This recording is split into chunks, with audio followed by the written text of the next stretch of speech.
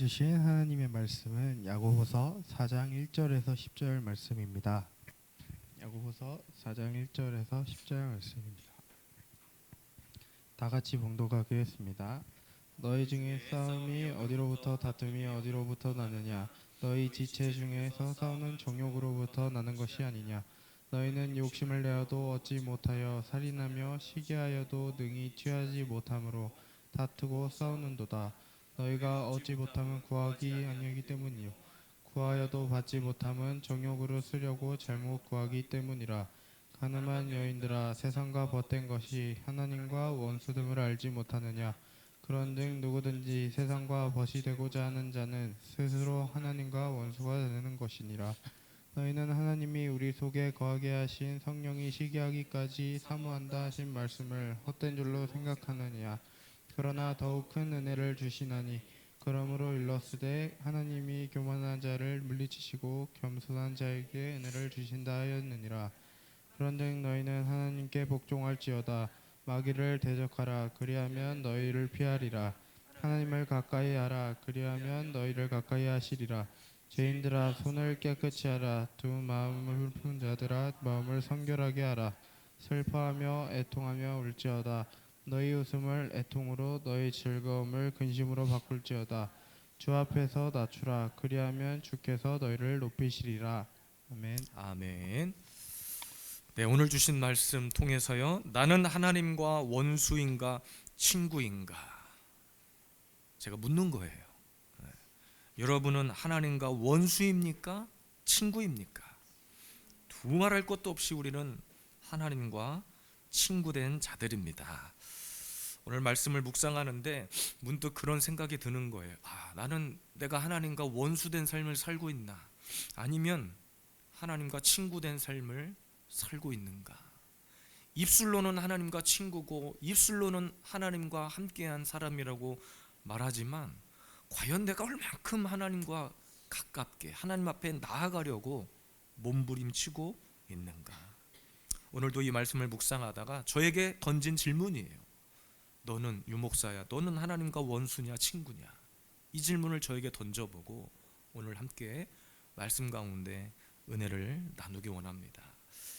야고보서는 예수님의 형제였던 야고보가 기록한 책입니다.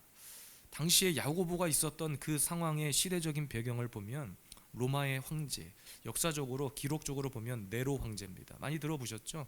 네로 황제가 있었던, 통치했던 시기에 엄청난 유대인들을 향한 박해가 있었던 시기예요. 너무 그 박해가 힘들어서 유대인들이 흩어졌습니다. 그래서 우리는 그 흩어진 유대인들을 디아스포라라고 해요. 아마 들어보신 단어일 겁니다. 흩어진 유대인들을 디아스포라라고 말합니다. 그래서 이 야고보는 그 흩어진 유대인들에게 썼던 서신이에요. 왜 이 서신을 썼는가? 너희들이 박해를 당하고 고난을 당하고는 있지만 그 속에서 믿는 자로서 지켜야 할 삶의 본분이 있는데, 너희들이 행해야 할 것들이 있는데, 그래서 야고보서 1장과 2장 그 초반을 묵상해 보면 야고보서가 그걸 강조하고 있어요. 말씀을 행하는 것, 말씀을 지켜 행하는 것, 그것이 중요하다는 이야기를 하고 있어요. 사실은 이해할 수 없는 내용이잖아요. 너무나 박해가 있고 힘들어. 그런데 계속 우리한테 그럼에도 불구하고 지켜야 할 게 있어. 그럼에도 불구하고 너 힘든 건 내가 아는데 그래도 너 하나님의 자녀잖아, 너 성도잖아, 너가 지켜야 할 것이 있다는 거예요. 그 이유가 오늘 본문에 나오는데 하나님의 관계 때문이에요. 하나님과 우리 사이에 맺어진 관계 때문입니다. 여러분, 사람의 심리는 그래요. 힘들고 어려우면 그동안 내가 어떤 것을 잡고 있었어. 근데 너무나 쉽게 놓아버리려고 해. 너무나 쉽게 그것을 포기하려고 하는 심령들이 다 있어요. 그러니까 평상시에 아무런 문제가 없을 때는 괜찮아. 근데 꼭 힘들면 그것부터 놓으려고 해요. 우리 영적으로 우리에게 적용해 볼까요? 우리가 아무 문제 없이 신앙생활 할 때는 문제가 안 된다니까요. 그런데 조금만 어려움이 찾아오면 금방 무너지는 거 있어요. 영적인 것들. 평상시에는 기도하는 것이 즐겁고 찬양하는 것이 즐겁고, 저도 그렇더라고요. 평상시에 아무런 문제가 없을 때는 그냥 교회 나와서 아무것도 하지 않아도 교회 그냥 목양실에 앉아서 누워만 있어도 좋아요. 근데 제 마음에 근심이 찾아오고 어려움이 찾아오잖아요. 그런 마음이 사라지더라고요. 물질적으로 힘들면 대번에 여러분이 드리는 헌금에서부터 차이가 나. 그래서 목사님들 사이에서 우스갯소리로 하는 이야기가 있어. 다 올랐는데 헌금만 안 올랐대. 제가 돈을 많이 내라는 이야기가 아닙니다. 헌금도 여러분 세상에 물가가 막 오르잖아요. 뭐 우리가 월급쟁이들을 보면 다 올랐는데 월급 빼고 다 올랐다는 얘기 하잖아요. 여러분이 하나님 앞에 드리는 헌금 빼고 다 올랐다는 거예요. 헌금만 안 올랐다는 거예요. 그러니까 여러분, 어렵고 힘든 순간이 찾아오면 성교비부터 줄어드는 거예요. 힘들고 어려운 순간이 찾아오면 아무 문제 없을 때는 문제가 안 됐다니까요. 내가 하나님 앞에 기꺼이 드리는 것이 기쁨이었다니까요. 근데 당장 내 삶에 어려움이 찾아오면 그거부터 놓아버려요. 근데 여러분, 중요한 것은 하나님과의 관계가 문제가 생기면 어떻게 되느냐? 큰일 나는 겁니다. 하나님과 나 사이에 맺어진 영적인 관계에 금이 가면 큰일 나는 거예요. 그래서 오늘 본문의 야고보 사도는 그것을 가지고 하나님과 원수된다, 큰일 난다, 그리고 세상과 벗한 자들에 대한 이야기가 나요. 저는 그래서 이 세상과 벗된 자들 때문에 오늘 이 주제가 떠오른 거예요. 나는 하나님과 벗이냐 원수냐. 다른 거 다 포기해도 하나님과 우리 사이에 맺어진 그 영적인 것만큼은 포기하지 않기를 바랍니다. 그거 포기하면 하나님과 원수가 되는 거예요. 내가 하나님과 친구 되냐 원수 되냐, 그 차이는 여기에 있는 겁니다. 오늘 말씀해 보니까 세상의 정욕, 세상의 벗된 것, 교만, 이런 것들이 하나님과 나 사이에 원수가 되는 지름길이라는 거예요. 여러분, 아무리 힘들어도 하나님과 나 사이에 그 피로 맺어진, 우리는 다른 것 아니잖아요. 예수 그리스도의 피로 맺어진 영적인 관계, 이 관계만큼은 절대로 포기하지 말고 내려놓지 말고, 내려놓을 게 따로 있죠. 어떻게 피로 맺어진 하나님과의 이 영적인 관계를 내려놓는다는 거예요. 우리 끝까지 하나님과 원수가 아닌 친구의 관계로 하나님 나라의 주인공 되시기를 주님의 이름으로 축복합니다. 그럼 나는 하나님과 원수인가 친구인가? 원수는 집어넣고 원수 아니니까 어떻게 하면 원수가 아닌 친구의 삶을 살 수 있는가? 오늘 말씀의 세 가지 원리를 제가 소개해 드립니다. 첫 번째는 겸손이에요. 겸손. 우리 2025년도에 저와 여러분들의 영적 키워드를 겸손으로 설정합시다. 겸손. 본문 6절이거든요. 그러나 더욱 큰 은혜를 주시나니 그러므로 일러스되 하나님이 교만한 자를 물리치시고 겸손한 자에게 은혜를 주신다 하였느니라. 오늘 본문에 보니까 더 큰 은혜를 주신다는 것을 전제하고 있어요. 교만과 겸손에 대해서 굉장히 대조적으로 설명하고 있는 건데, 잠언 말씀을 인용한 거거든요. 잠언 3장 34절에 이렇게 기록합니다. 진실로 그는 거만한 자를 비웃으시며 겸손한 자에게 은혜를 베푸시나니. 그러니까 잠언은 교만이란 말을 뭐라고 표현한 거예요? 거만. 교만과 거만 똑같은 거예요. 원어적으로 살펴보니까 교만이라고 하는 말의 뜻은 남을 비웃거나 업신여기는 것, 그리고 자신의 우월성을 드러내는 것을 교만이라고 말합니다. 누구 앞에서? 하나님 앞에서. 반면에 겸손은 뭐냐면요, 자기 자신의 부족함을 인식하는 거예요. 나는 연약합니다. 나는 부족합니다. 그래서 창조주 하나님을 내가 전적으로 의지합니다. 이 고백이 담긴 자의 삶이 겸손인 거예요. 그러니까 여러분, 하나님과 친구 되기 위해서 저와 여러분들에게 필요한 것은 하나님 앞에 인정하는 거예요. 나의 부족함을, 나의 연약함을. 하나님, 저는 부족합니다. 저는 예배드리지 않고서는 살 수 없습니다. 하나님을 경배하지 않고서는 살 수 없습니다. 저 하나님 없이 살 수 없어요. 단 한순간도 저는 하나님 없이 살 수 없습니다. 그러니까 여러분, 겸손을 위해서 필요한 것은 자신을 버리는 거예요. 자신을 버리는 거. 여러분 본문에서 보니까 하나님은 교만한 자를 어떻게 하신다고 했냐면 물리치신다고 했어요. 물리친다. 그러니까 물리치다라고 하는 말은 반대한다. 교만을 나는 전적으로 싫어한다. 저항한다. 이런 뜻을 가지고 있어요. 물리친다는 것은. 그러니까 하나님이 가장 싫어하는 것은 교만이에요. 교만은 하나님을 대적하는 행위입니다. 교만은 하나님과 나 사이를 원수되게 하는 지름길이에요. 교만은 하나님 없이도 살 수 있다. 그래서 이 세상에 많은 사람들이 하나님 없이도 잘 살 수 있다고 믿기 때문에 교회 나오지 않는 거예요. 하나님 제대로 믿지 않는 겁니다. 교회를 다니기는 다녀도 자신이 가지고 있는 돈, 권력, 힘을 의지하기 때문에 교만한 거예요. 겉으로는 신실해 보이지만 당장 통장에 잔고만 비면 어떻게 되느냐? 하나님을 향한 원망과 불평을 쏟아내는 거예요. 물질이 있건 없건 내 통장에 잔고가 있건 없건 간에 시종일관 하나님 앞에 겸손해야 되는데 그동안 자신의 재물을 의지했거든요. 그러니까 재물이 사라지니까 하나님을 향해서 원망과 불평, 하나님 어떻게 나한테 이러실 수 있습니까? 이런 말들을 쏟아내는 거예요. 왜? 그동안 내 통장에 잔고가 쌓여 있을 때는 그것이 자신의 힘이었거든. 자기를 드러내는 수단이었거든요. 그래서 교회 안에, 큰 교회를 보면 교회 안에서 조금 어려운 사람들을, 그런 가진 자들이 무시하는 경향이 있어요. 차별하는 경우가 있더라고요.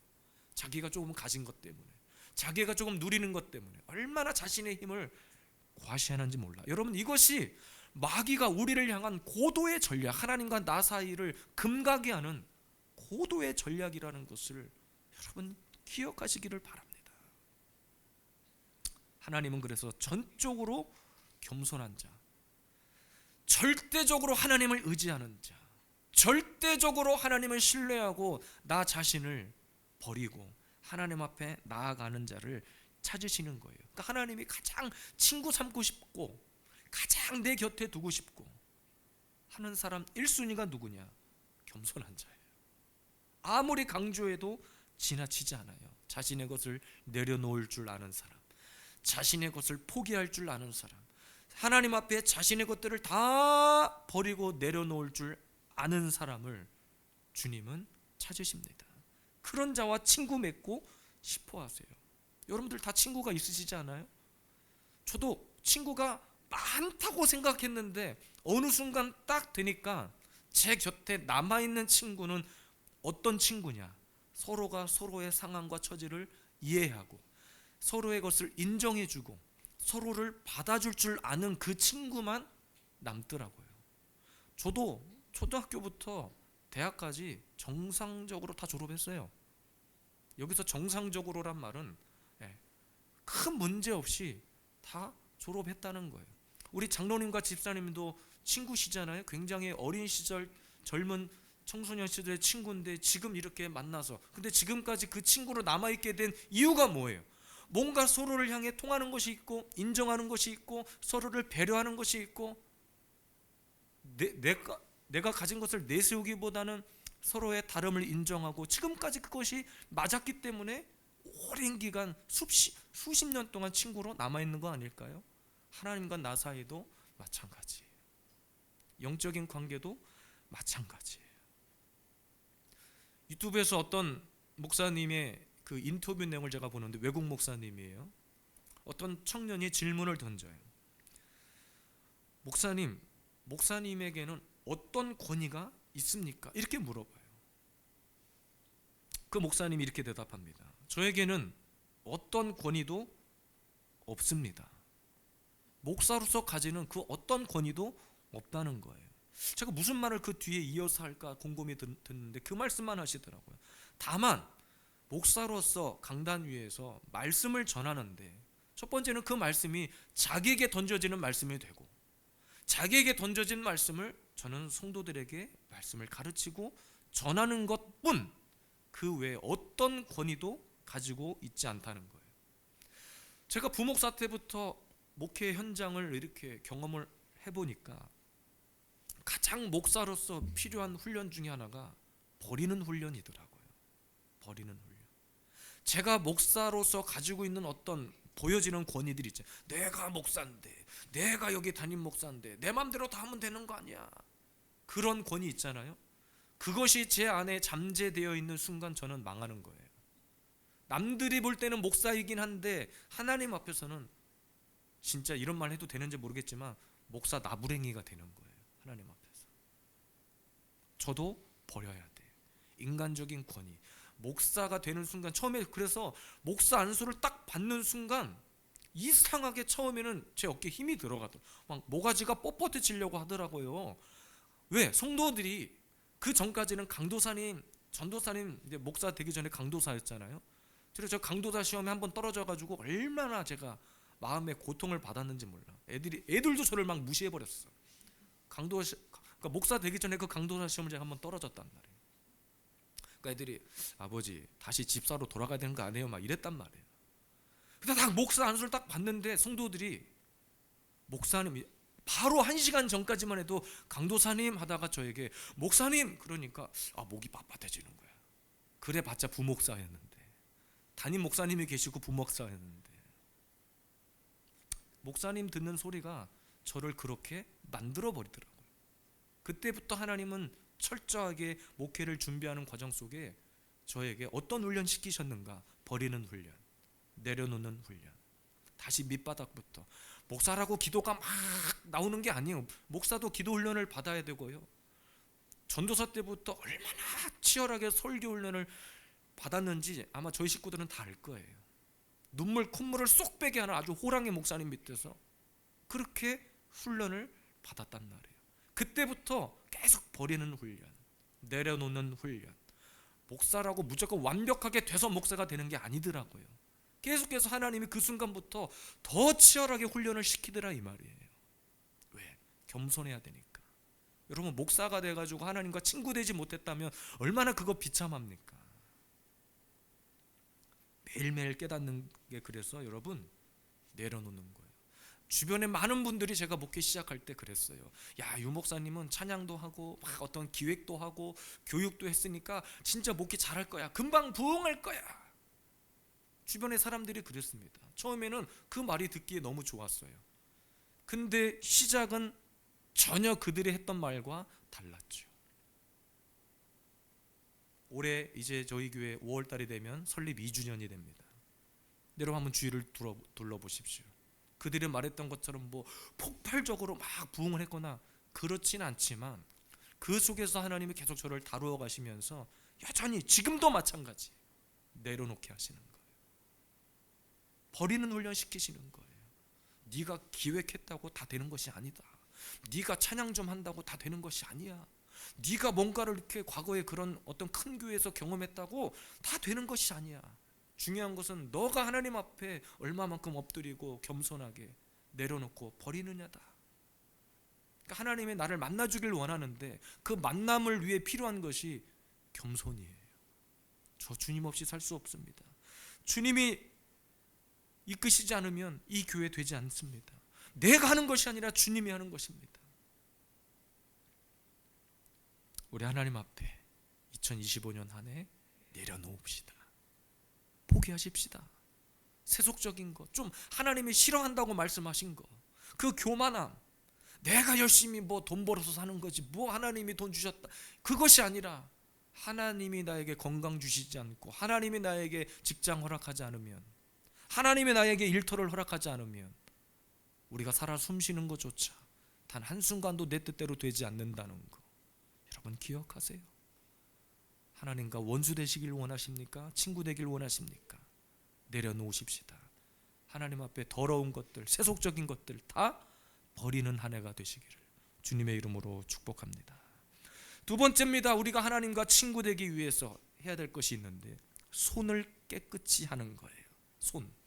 8절 말씀 함께 읽겠습니다. 하나님을 가까이 하라. 그리하면 너희를 가까이 하시리라. 죄인들아 손을 깨끗이 하라. 두 마음을 품은 자들아 마음을 성결하게 하라. 하나님은 우리를 향한 상시 변하지 않는 마음이 뭐냐면 우리가 하나님 앞에 가까이 나오기를 원하시는 거예요. 그러니까 성도로 부름받은 저와 여러분들이 세상과 다른 그 한 가지가 있다면 우리는 언제든지 하나님과 하나님 앞에 가까이 나아갈 수 있다는 겁니다. 친구가 돼서 가까이 되는 건 너무나 당연한 이야기지만 사실은 저와 여러분들에게 하나님과 친구가 돼서 하나님 앞에 가까이 나아갈 수 있다는 것은 너무나 설레고 막 기쁜 이야기가 아닐 수가 없어요. 사실 여러분, 구약의 개념을 찾아보면 구약은 하나님 앞에 가까이 나아가려면 반드시 뭐가 필요했냐면 피의 제사가 필요했어요. 동물 잡아서 죽여서 각을 뜨고 포를 떠서 피를 봐서 하나님 앞에 나아갈 수 있었어요. 그것도 그나마도 제한적이었어요. 반드시 제사장을 통해서. 근데 지금은 어때요? 구약의 짐승을 잡고 피를 보는 것이 아니라 예수 그리스도의 피 흘림을 통해서 우리는 언제든지 하나님 앞에 가까이 나아갈 수 있게 되었다는 거예요. 그래서 오늘 말씀에 손을 깨끗이 하라는 것은 바로 그거예요. 날마다 손을 씻는 것은 외형적인 거예요. 하나님 앞에 나아가는 데 있어서 나를 죽이는 거, 겉모습은 중요하지 않아요. 손은 원어적으로 보면 주석을 살펴보니까 자신의 힘, 권력을 상징하는 거거든요. 근데 그것을 씻어버리래. 예수의 피로 씻어버리래. 그러니까 하나님 앞에 나아가는 데 있어서 내 외형적인 조건은 중요하지 않아요. 무엇이 중요하냐? 영적인 에너지가 필요한 거예요. 우리가 손을 씻음으로 인하여서 나에게 주어지는 것은 영적인 힘이에요.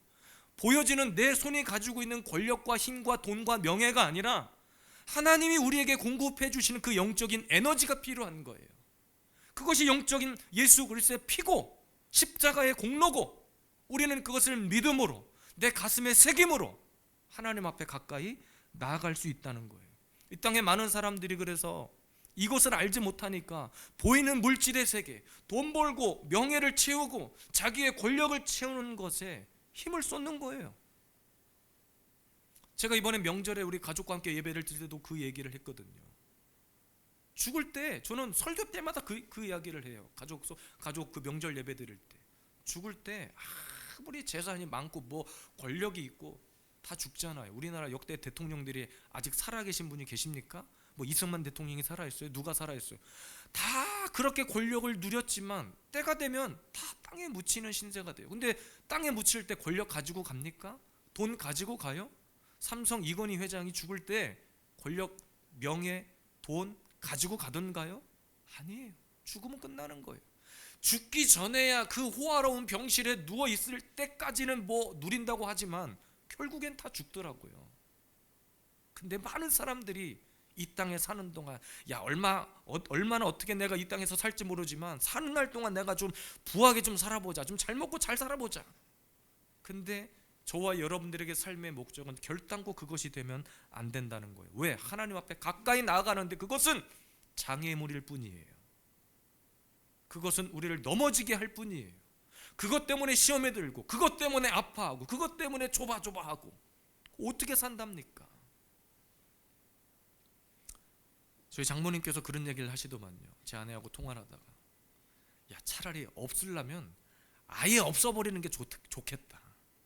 차라리 없어버리니까 나라에서 자꾸 뭘 해준다네, 뭘 먹고 살게 해준다네, 뭘 자꾸 이런 혜택을 준다네. 뭐 꼭 그것을 이용하려고 그러는 것은 아닌데 우스갯소리로 그런 이야기를 한 거예요. 없이 살아보니까 저는 풍족하게 살지는 않고, 그렇다고 없이 살지는 않지만 하나님이 때마다 시마다 그 필요한 것들을 공급해 주시더라, 이 말이에요. 여러분들에게도 그런 간증이, 그런 놀라운 기적들이 일어나길 원합니다. 우리 교회 그렇게 막 풍성한 교회는 아니지만 어떤 타이밍이 되니까 하나님이 주시는 것들이 있어요. 부어주시는 것들이 있습니다. 올 한 해도 제가 선포했죠. 우리 교회 성전을 이전합니다. 제가 이전하는 이유는 몇 가지가 있는데, 이제 이곳에서의 이제 계약 기간도 다 되어 가고 있고, 다시 재계약할 의사가 없어요, 건물주가. 그래서 오래 전부터 아예 시작부터 기도를 했습니다. 그래서 하나님, 이왕 옮기실 거면 지상으로 옮기게 해주세요. 기도를 한 거예요. 근데 마침 하나님께서 은혜를 주셔서 그것들이 잘 이렇게 또 좋은 만남을 통해서 허락하신 일들이, 제가 때가 되면 여러분들에게 공식적으로 선포합니다. 기도만 해주세요. 기도만. 모든 상황이 우리에게 유리하도록 하나님께서 이렇게 이끄시는 것들이 있어요. 기도만 해주시라고요. 그런 비전을 왜 선포했는가? 제가 옮기고 싶다고 막 옮겨지는 게 아니더라고요. 그냥 저는 하나님 앞에 엎드려 기도하는 일밖에 없더라고요. 대신에 하나님이 주시는 그때그때의 지혜를 가지고 움직이는 거예요. 지금 저와 여러분들에게 필요한 것은 영적인 파워입니다. 손을 씻는 거예요. 내가 가지고 있는 외형적인 것을 포기하는 거예요. 하나님 앞에 나아가는 데 있어서 가장 필요한 것은 영적인 문제지, 겉으로 보여지는 외형적인 것은 하나님은 절대로 1도 관심이 없으시다는 겁니다. 여러분, 이 시대를 보세요. 교회의 질서를 무너뜨리고 하나님 말씀과 반대되는 막 그런 법이 생겨나고, 앞으로 두고 보십시오. 교회를 향한 어떤 핍박이 또 한 번 코로나 때처럼 그 이상의 어떤 교회를 향한 안 좋은 시선들이 생겨날 겁니다. 근데 이런 일들이 지금 우리 눈앞에 펼쳐지는데도 아무런 관심조차 갖지 않아. 그 이유는 손을 씻지 않기 때문이에요. 내 겉으로 보여지는 외형적인 것을 포기할 마음이 없기 때문입니다. 영적인 것들을 채우고, 우리가 그들과 싸워서 이기려면 눈에 보이는 힘이 아니라 영적인 파워예요. 기도의 힘, 부르짖는 힘. 우리가 찬송을 부를 때 나의 작은 신음에도 응답하시는 하나님 고백하잖아요. 주님은 저와 여러분들에게 있어서 작은 신음에도 응답하시는 거예요. 그것이 영적인 힘이에요. 우리가 마술을 부리고 막 요술을 부리는 것이 아니라 기도만 해도 알아서 그들이 물러가고, 기도만 해도 알아서 어둠이 떠나가고. 그래서 우리는 내 힘을 의지하는 것이 아니라, 내 손을 의지하는 것이 아니라 하나님을 전적으로 의지하는 그 영적인 힘을 키우는 한 해가 되시기를 주님의 이름으로 축복합니다. 마지막 세 번째입니다. 우리가 하나님과 친구 되기 위해서, 원수가 아닌 친구가 되기 위해서 필요한 것은, 이제 첫 번째는 손이었죠. 두 번째는 마음을 성결하게 하는 겁니다. 본문 8절 하반절에 보니까 두 마음을 품은 자들아 마음을 성결하게 하라. 앞서 손을 깨끗이 하는 것은 외형적인 것을 나타낸 거라면, 외형적인 어떤 권세, 힘, 자신의 힘을 키우는 것에 더 집중한 것이라면, 마음을 성결하게 하는 것은 내 내적인 문제입니다. 내적인 문제를 언급한 거예요. 오늘 말씀 8절 시작에 이렇게 기록했죠. 하나님을 가까이 하고. 그러니까 하나님과의 친구된 영적인 관계를 위해 필요한 것은 내 마음을 다스리는 거예요. 내 마음을 성결하게 하는 겁니다. 외형적인 것뿐만 아니라 내 마음에 품은 모든 그 더러운 것들을 예수 그리스도의 보혈로 씻어내는 겁니다. 우리의 모든 생각의 관점의 출발이 하나님이어야 된다는 거예요. 마음의 중심, 내가 하고자 하는 모든 계획, 나의 꿈, 나의 소망, 그 모든 출발 시작점이 하나님이어야 되고 말씀이어야 된다는 겁니다. 여러 번 설교했습니다. 하나님의 관심은 우리의 겉모습이 아니라 속사람에 있다. 속사람. 무엇보다 하나님과의 영적인 관계를 위해서 필요한 것은 우리의 마음을 새롭게 하는 거예요. 마음을 깨끗하게 하는 거예요. 하나님이 저와 여러분들을 친구 삼길 원하시는데 이런 거죠. 야, 좀 씻고 와라 너. 너 좀, 야, 너 안 되겠다. 너 목욕 좀 하고 와. 그 뒤에 나를 만나자. 마치 이런 식인 거예요. 여기서 씻는다는 것은 하나님의 말씀으로, 보혈로 우리의 심령을 깨끗하게 하는 것을 말합니다. 여러분 생각해 보세요. 하나님이 천지 만물을 창조하셨습니다. 창세기에 보니까. 근데 어디서 쓰다만 거 뭐 당근마켓, 번개장터에서 사다가 채워 놓으셨습니까? 아니잖아요. 깨끗하게 온전한 상태로 다 만들어 놓으시고 깨끗하게 다 정리해 놓으신 다음에 인간을 만드셨어요. 만드시고 나서 누리도록 만드셨단 말이에요. 하나님은 항상 우리에게 깨끗한 것을 유지하기를 원하시는 거죠. 우리의 마음의 심령, 상태. 오늘 말씀해 보니까 이렇게 기록해요. 죄인들아, 죄인들아. 그리고 두 마음을 품은 자들아. 그러니까 여러분, 인간은 항상 두 마음을 품게 돼 있어요. 네. 돈 싫어하는 사람은 아무도 없을 겁니다. 근데 돈이 우상이 된 사람은, 내 몸은 교회에 나와서 앉아 있는데 계속 주식이 올랐나 떨어졌나. 제가 아는 어떤 사람은 하루 종일 핸드폰을 이렇게 들고 사는 분이 있는데, 저는 뭘 게임을 하는 줄 알았어요. 근데 주식 그 앱을 켜놓고서 하루 종일 그거 보고 하루 종일 올렸다. 그러니까 그걸 본다고 주식이 오르냐고. 주식을 투자했으면 그냥 내비로 두든가. 하루 종일 그거 펴놓고서 딴 거 안 해. 누가 말 시켜도 대꾸도 잘 못해요. 뭔 말 하는지 들리지가 않아. 오로지 이거 올랐다. 오늘 뭐 얼마 올랐다. 뭐 떨어졌네. 그러니까 자기가 그걸 쳐다본다고 뭐가 달라지냐고. 항상 입술로는 하나님을 말하지만 내 마음의 생각이 다른 데 가 있는 거. 이기심이고 질투고 그것이 세상의 정욕입니다.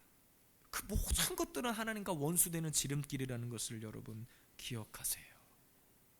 내일부터 우리 다음 세대 비전 선교회 캠프가 시작됩니다.